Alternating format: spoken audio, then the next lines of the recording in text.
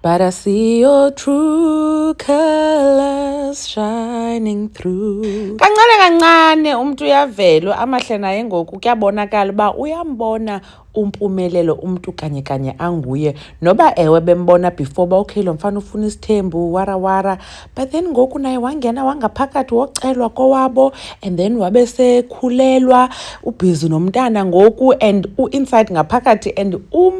umpumelelo mseleko akazuziyeka izinto ebezenza ngoba kaloku siyazi uba ebeba nawo ama-girlfriend uyaqonda and then ke bekho kwakho nee-rumors zoba yena nompumelelo behlukene but ke kwacaca uba hayi ingathi ayikho yonke loo nto leyo. Yaphuma ke ngoku itrailer yezingane zesithembu kwabonwa indlela uTirelo abanjwe ngayo kwabona indlela amahle abanjwe ngayo ingathi amahle ungumntu lo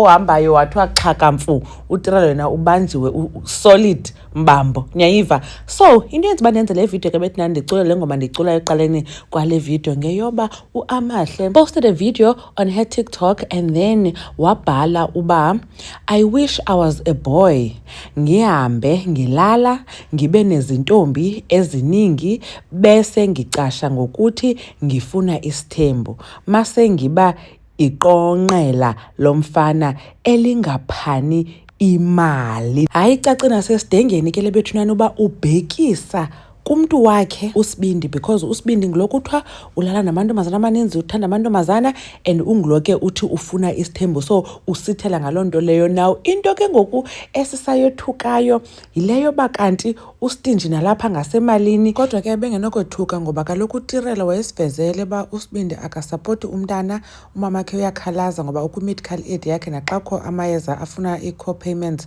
uSibindi dololo so ayonto intsha bofanele uba uyilindele qha kaloku thina sibanayo laa nto uba sicinga uba above the program kanti hayi no one is above the problem no one is above the program bafazi. Ngisi ndabona ke kuhletywa kwenye indawo xa kubonwe le post kwathiwa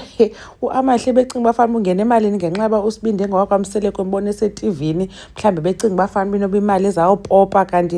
khangave uVyokazi esithi umpumelelo akondle uyamsokolisa ebantwaneni so ke nantso ke uSibindi ubhizi ke sana kuTikTok ulive 24/7 andiyazi uba ulifumana nini ixesha loba kunye nabantu bakhe inoba even nelo ma-girlfriend akhe ngoku inoba athatha i-backseat okanye ke xa fane wathatha loo break ke then afane awahoye. uAmahle ke unomntana omncinci and umntana omncinci bethinani akakho cheap so imali iyafuneka kanti noAmahle akaphangeli nasesikolweni benimgqibele graduate I don't think ubuyele esikolweni but andiyazi unomntana so ke kufuneka imali and ungulo kaloku ebeye wocelwa so nanuba kwabo kaloku noba bazawumnceda but bazaba nayo into yoba unalo mntu kaloku ufuna ukwenza unkosikazi so fanele bazibonakalisa uba uzawukwazi ukuhoya kwangoku uyabo. Itsho into ke bethunani I guess sawubona yonke into kakuhle kule season izayo yezingane zesithembu season 4 ozawuqala nge-20th of August apha ku-2026 which is next month. Anyways khanetsho uba nicinga ntoni ngayo yonke le nto.